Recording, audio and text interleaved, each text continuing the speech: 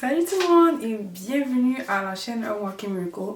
Je me nomme Dashinka et le sujet dont je vais vous parler c'est le péché de la langue. Donc on sait que le monde a été créé par la parole. Dieu a vu que certaines choses étaient bien et il les a fait réaliser jusqu'à ce qu'il crée l'homme. Et ça, c'est par la parole qu'il a fait ça. Et cet attribut nous a été donné à nous aussi. On est différent des animaux par rapport à ça, justement parce que nous, on peut penser et on peut exprimer notre pensée. Donc, la langue, le péché de la langue, c'est lorsqu'on prend quelque chose du monde secret que seul moi et Dieu connaît, donc ma tête, et que je l'exprime dans le monde du sens. Dans le monde des 5 sens. Ça devient quelque chose que tu peux entendre. Donc, quand c'est dans ma tête, il n'y a personne qui entend ce que je pense, mais quand je le dis, ben, tu sais qu'est-ce que je pense parce que c'est une pensée qui a été exprimée. Dans Jacques 3, verset 6, il nous dit « La langue aussi est un feu, c'est le monde de l'iniquité. La langue est placée parmi nos membres, souillant tout le corps et enflammant le cours de la vie, étant elle-même enflammée par la géhenne. » Donc, ce que Jacques essaie de nous expliquer, c'est que la langue, c'est le monde de l'iniquité. Donc, l'iniquité, c'est le péché. Donc, avec ta bouche, tu peux pécher. On dit des mensonges avec la bouche, on peut détruire la vie de quelqu'un avec la bouche. Quand on l'utilise de la mauvaise façon, il y a beaucoup d'impact. On peut faire du mal avec ça, puis c'est ça justement le péché. Et même Jésus, lorsqu'il est venu sur la terre, il nous a parlé de la langue. Dans Matthieu 15, verset 11, il nous dit « Ce n'est pas ce qui entre de la bouche qui souille l'homme, mais ce qui sort de la bouche, c'est ce qui souille l'homme. » Dans la Bible, il est expliqué que toute pensée vient du cœur. Donc, c'est comme si toute ta méchanceté, comme si tu es vraiment un être qui dit des choses ignobles avec ta bouche, ben ça veut dire que la méchanceté, là, c'est pas juste quelque chose que tu dis, c'est quelque chose que tu as pensé, que tu as laissé entrer dans ton cœur, comme le mal est rentré dans ton cœur, puis que maintenant, tu prends ce mal-là, puis que tu le sors, que tu l'exprimes. Des fois, on mange, on se lave même pas les mains, puis on est correct. Et de toute façon, quand tu finis par manger quelque chose, ça finit par être expulsé dans le lieu secret. Mais tandis que là, lorsque c'est dans ton cœur, puis que tu l'exprimes comme ça montre à quel point on a un côté méchant en nous. Ok? Fait que c'est ça qui nous rend souillés. Dans Proverbe 18, verset 21, on nous dit « La mort et la vie sont au pouvoir de la langue. Quiconque l'aime en mangera les fruits. » Donc, première partie, la mort et la vie sont au pouvoir de la langue. Okay? Les paroles de mort, c'est lorsque tu dis des mensonges, lorsque tu dénigres quelqu'un, lorsque tu sèmes, tu prends des graines, tu sèmes des choses mauvaises chez ton prochain, comme tu vas semer de la colère, tu vas semer de la tristesse, tu vas semer de la jalousie. Ok? Ça, c'est des paroles de mort. Lorsque tu décourages, lorsque tu dénigres, lorsque tu manques de respect. La vie qui est au pouvoir de la langue, c'est lorsque tu bénis, lorsque tu élèves ton prochain, lorsque tu renforces, lorsque tu rassures, lorsque tu aimes à travers tes paroles, tu donnes de l'amour, lorsque tu encourages, respectes, lorsque tu sèmes des bonnes choses, des bonnes graines, hein? Lorsque tu dis des bonnes pensées, ça veut dire que tu as des bonnes pensées envers ton prochain lorsque tu dis des bonnes choses. Et dans la deuxième partie du verset, ça nous dit « Quiconque l'aime en mangera les fruits ». Les fruits, c'est quoi? Dans Matthieu 7, versets 18 à 19, il nous est expliqué. Tout bon arbre porte de bons fruits, mais le mauvais arbre porte de mauvais fruits. Un bon arbre ne peut porter de mauvais fruits, ni un mauvais arbre porter de bons fruits. Donc là, la Bible nous explique qu'il y a vraiment une séparation entre les deux. C'est soit tu fais des bons fruits, soit tu fais des mauvais fruits. Et lorsqu'on nous dit quiconque l'aime en mangera les fruits, ça veut dire que si tu dis des paroles de mort, automatiquement, tu fais des mauvais fruits. Et si tu dis des paroles de vie, automatiquement, tu crées des bons fruits. Tu peux pas être les deux en même temps. Mais ça, on va revenir plus tard parce que on s'entend que nous, en tant qu'être humain, on n'est vraiment pas parfait. Fait que ça se peut que j'en crée des fois des mauvais fruits, mais inquiétez-vous pas, on va revenir là-dessus tout à l'heure. Il y a de la grâce dans le Seigneur, il y en a toujours. Donc en gros, ce que vous devez comprendre, c'est que tu vas récolter ce que tu sèmes. Si tu dis des mauvaises paroles, tu vas récolter des mauvais fruits. Si tu dis des bonnes paroles, tu dis des paroles de vie, tu vas récolter des bons fruits. C'est aussi simple que ça. On a tous eu des mauvaises expériences où des paroles nous ont vraiment blessés ou nous ont vraiment attristés, même fait de nous des personnes dépressives, suicidaires, etc. Donc moi, personnellement, quelque chose qui m'a vraiment marqué dans ma vie, c'est lorsque j'étais enfant puis que j'étais au primaire. J'ai été intimidée de la première année du primaire jusqu'à la 6e année du primaire. C'était extrêmement difficile pour moi parce que à chaque jour, pendant toutes ces années, j'avais juste des mauvais termes. Les gens m'appelaient d'une façon négative, ce qui a créé une mauvaise image de moi. Quand j'avais plus confiance en moi, j'avais l'impression que j'avais aucune raison de vivre parce que les enfants me traitaient de microbes. Je touchais un endroit, ben il fallait qu'ils nettoient la place parce que genre j'ai sali la place, j'ai rempli la place de bactéries. On m'a craché dessus, on m'a traité de non. Puis l'école faisait rien en fait. C'est ça qui était le pire, c'est que l'école faisait rien, mais une chose que j'avais, ma mère était vraiment mon soutien. Je voulais plus aller à l'école. À un moment donné, je voulais me suicider parce que j'étais comme, tout le monde pense ça de moi. À chaque fois que je me faisais une amie, le groupe de personnes qui me détestaient allaient voir ces personnes-là puis leur dire, sois pas amie avec elles. Puis pour aucune raison, pour vrai, j'ai jamais rien fait à ces filles-là, mais je pense qu'ils aimaient pas ma face. They didn't like me, maybe. Peut-être que c'est Satan qui les a utilisés pour peut-être faire en sorte que je m'enlève la vie, mais gloire à Dieu, je me suis pas enlevé la vie. Ma mère a été là pour moi. J'ai eu une amie d'enfance, Tika, elle était là pour moi. J'allais toujours chez elle en train de pleurer, mais elle était là pour moi, pour vrai. Mais c'est ça, donc des fois les paroles, ça peut vraiment amener des mauvaises comme émotions vraiment fortes et négatives, surtout quand on te le dit à plusieurs reprises, quand c'est comme plusieurs personnes qui te le disent, tu commences à croire qu'est-ce qu'on dit, tu commences à te considérer comme quelqu'un qui ne mérite pas de vivre. Puis en tant qu'enfant, je veux dire, j'avais pas la maturité que j'ai en ce moment, fait que c'était vraiment, quand on me disait ces choses-là, je le prenais tel quel. Maintenant, je prends puis j'en laisse, tu comprends? Même j'en laisse plus que j'en prends, mais avant, en tant qu'enfant, on est naïf, puis tu sais, j'en veux pas à ces personnes-là parce que on était des enfants. Des fois, les enfants sont méchants, mais c'est une méchanceté innocente. On fait ça, puis on se rend pas compte des répercussions que ça peut avoir sur la vie de quelqu'un. Mais gloire à Dieu, ce qui ne te tue pas te rend plus fort. Fait que je suis emblème de ça en ce moment. I made it! Des fois, quand nos parents sont fâchés et nous disent des affaires, ça fait mal. Surtout quand c'est les parents, parce que les parents, c'est toi qui m'as donné la vie. T'es la personne que je suis avec 24 heures sur 24. So, t'entends de me dire ça, ça me remet en question un petit peu sur am I really that? Like, how come I'm that? Mais je suis un enfant, pourquoi tu me dis ça? Je suis un enfant, je suis pas ça, tu sais, bref. Faites attention, chers parents et futurs parents aussi, à ce que vous dites à vos enfants parce que vous, comme moi, parents comme enfants, on a vécu on s'est fait dire des affaires, hein? Surtout en tant qu'haïtien, là, on s'est fait dire des affaires. Bref.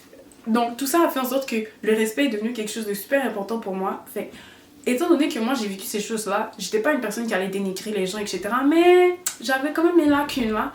Quand j'étais en colère envers quelqu'un, tu sais, je vais pas la traiter de S ou de B-word or something, mais je disais des choses qui,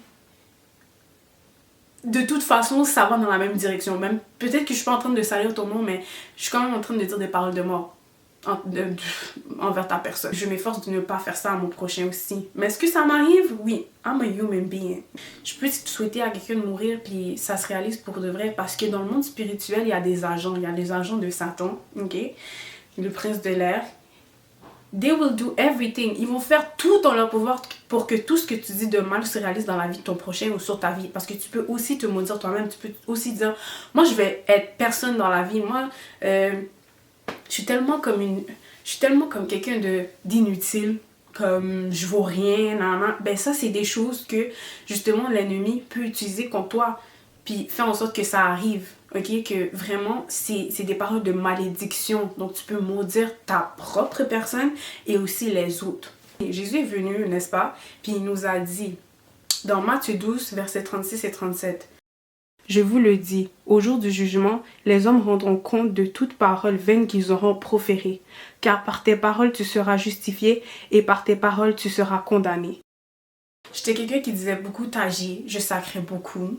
Et l'hostie en sacrant, je l'utilisais beaucoup.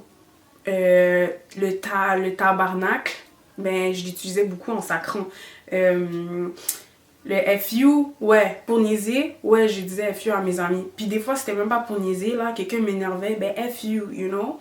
Le ferme ta G. Des fois, on est comme, ah, yo, t'es tellement drôle, ferme ta G. Non, il y a quelqu'un en haut, là, qui prend note, même si tu penses que c'est pour rigoler, à the end of the day, c'est un péché. Tu comprends? Même dans la banalité, on pêche. Même dans les choses les plus petites, qu'on dit, on pêche. Et quand je dis, oh, t'es tellement égaré. Mais des fois, je dis ça pour niaiser, mais quand même, je sais que Dieu est en train de prendre note de ça. Fait que même quand je suis pas en train de sacrer, même quand je suis pas en train de salir la réputation de quelqu'un, je suis quand même en train de pécher comme ça, en disant, oh, t'es tellement conne. Des fois, je suis là, oh, t'es tellement conne. Je dis ça pour niaiser, là. L'ennemi, dans le monde spirituel, peut utiliser ça puis faire du mal à quelqu'un, la rendre vraiment conne. Tu dis de vain, tout ce que tu dis de mal, tout ce que tu dis que tu penses pas. Parce que des fois, on parle sans penser puis on réfléchit pas, on tourne pas la langue 7 fois avant de parler puis là, ça sort comme ça. Puis après ça, tu regrettes. Ben, c'est ça. Fait que ça, c'est vraiment le verset, là, comme que quand j'ai lu plein de fois Matthieu, puis j'avais juste jamais réalisé que Jésus avait dit ça, parce que je sais pas, c'est soit que j'avais pas réalisé, j'avais pas encore connu le Saint-Esprit à ce point-là pour être sensible à ces paroles-là. Là, quand j'ai lu ça, je suis tellement devenue sensible, le Seigneur a créé une crainte dans mon cœur. Je me suis dit, à partir de maintenant, la Shmika, on va faire attention à ce qu'on dit. Et j'ai prié. Maintenant, j'ai la crainte de dire des mots comme ça. Est-ce que ça m'arrive d'en dire? Oui, parce que on s'entend, ça a été un processus là, pour que maintenant j'arrête de sacrer, que j'arrête de dire tagie, que j'arrête de dire FU et tout. C'est un processus, ça se fait pas du jour au lendemain. Mais Dieu peut le faire, tu sais, Dieu peut faire comme Saul, tout d'un coup, waouh, il te frappe et tout d'un coup, t'arrêtes de dire ça.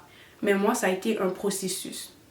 Et Dieu, à travers le Saint-Esprit, a développé en moi les fruits de l'esprit. Puis un des fruits de l'esprit que le Seigneur a beaucoup travaillé en moi, c'est l'autocontrôle. Puis c'est à l'aide de l'autocontrôle que je peux maintenant faire attention à ce que je dis. Je me contrôle maintenant. Je réfléchis, mes oreilles écoutent ce que je dis. C'est comme si mes oreilles spirituelles se sont développées. Fait que des fois, genre il y a des choses qui vont sortir de ma bouche et là, le Saint-Esprit va être comme, Dashmika, tu viens de dire quelque chose de mal. Comme je sens la condamnation. Je sens le Saint-Esprit me condamner et là, je rentre en intercession, je me repentis parce que vraiment, j'ai tellement une crainte de Dieu que je demande pardon. Je demande pardon parce que je sais que toute parole vaine sera retenue contre moi. Je veux pas rajouter des mots là. Je veux en effacer à l'aide du sang de Jésus. Tu comprends? Il est possible que tu crées des bons fruits et des mauvais fruits. Parce que on est pécheur. Dieu sait de quoi nous sommes formés. On est pécheur, on est fait de chair. Donc, c'est normal que des fois, la chair, elle va faiblir. Hein? La parole nous dit, la chair est faible, mais l'esprit est bien disposé. Donc, ça se peut que des fois, ma chair est faible, je dis quelque chose, mais l'esprit est tellement bien disposé. L'esprit est comme, Dashmika, you just said something wrong. Et l'esprit m'amène à me repentir. Donc, se repentir, c'est confesser son péché, demander pardon sincèrement et changer. Il est vrai que je produis des bons fruits et des mauvais fruits, mais il y a quelqu'un qui est venu sur la terre, qui est mort pour mes péchés, pour tes péchés, et qui a laissé son sang couler pour nous laver de nos péchés. Donc, je suis déjà pardonnée. Tant et aussi longtemps que je demande pardon, je suis déjà pardonnée. Jésus va effacer le mauvais fruit. Et donc, mon arbre va être un arbre rempli de bons fruits tant que je demande pardon. Si je suis là, puis je continue à créer des mauvais fruits, puis je demande pas pardon, ben là, je vais avoir un arbre qui produit des mauvais fruits, malgré qu'il y a des bons fruits. C'est automatiquement que je crée des mauvais fruits, je suis un mauvais arbre. Mais par la grâce de Jésus, par le sang qui a été coulé, par le sacrifice de Jésus, je suis sauvée. Je suis pardonnée. Dans le psaume 103, voilà ce que la parole nous dit. L'Éternel est miséricordieux et compatissant, lent à la colère et riche en bonté. Il ne conteste pas sans cesse, il ne garde pas sa colère à toujours, il ne nous traite pas selon nos péchés, il ne nous punit pas selon nos iniquités. Mais autant les cieux sont élevés au-dessus de la terre, autant sa beauté est grande pour ceux qui le craignent. Autant l'Orient est éloigné de l'Occident, autant il éloigne de nous nos transgressions, comme un père a compassion de ses enfants. L'Éternel a compassion de ceux qui le craignent, car il sait de quoi nous sommes formés. Il se souvient que nous sommes poussière. Ben, toi, moi, on ne pourra jamais y arriver sans Dieu, sans le Saint-Esprit. On a besoin de Dieu qui vit en nous, on a besoin de Jésus, on a besoin de la parole pour justement créer en nous une crainte et changer des choses en nous. Faire de nous des personnes meilleures, rentrer dans notre destinée. Être des enfants de Dieu, être des enfants d'amour. Ne pas pécher, ne pas succomber à la tentation. Ne pas laisser la chair prendre le dessus sur l'esprit. Toujours avoir notre esprit bien disposé. Est-ce que c'est dur? Effectivement, c'est dur. Est-ce que des fois tu vas pécher? Oui. Mais Dieu, lorsque tu as crainte de lui, il garde sa colère loin de toi. Il est miséricordieux.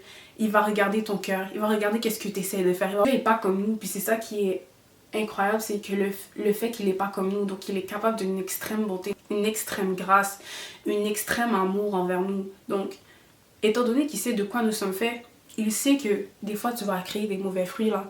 C'est pour ça qu'il a envoyé son fils mourir pour toi. D'accord? Donc j'espère que ce péché-là, dorénavant, tu vas y faire attention. Je prie pour que ce que j'ai semé à travers la parole de Dieu, à travers cette vidéo, à travers ce que Dieu a sorti de ma bouche, puisse rester dans ton esprit, dans ton âme, dans ta chair, que ça puisse être semé dans ton cœur, la base des pensées, la base de toute parole exprimée. Lis la parole parce que la parole va te permettre de voir la volonté de Dieu pour ta vie, pour te sauver, puis ça va te permettre de changer, d'avoir la crainte. Donc, si jamais tu sais pas par où commencer, commence par Matthieu. Commence par Matthieu, commence par lire qu'est-ce que Jésus a dit, qu'est-ce qu'il est venu faire sur la terre. Donc, moi, c'est ce que je te suggère. Si t'as pas une Bible, I'm gonna show you where to go buy some dans un post que je vais faire sur Instagram très bientôt. Donc, je t'invite à me suivre sur Instagram, sur TikTok et que Dieu te bénisse. N'oubliez pas que Jésus vous aime. Dieu vous aime, je vous aime. Le péché c'est plus trop mon délire. Le péché c'est plus trop mon délire.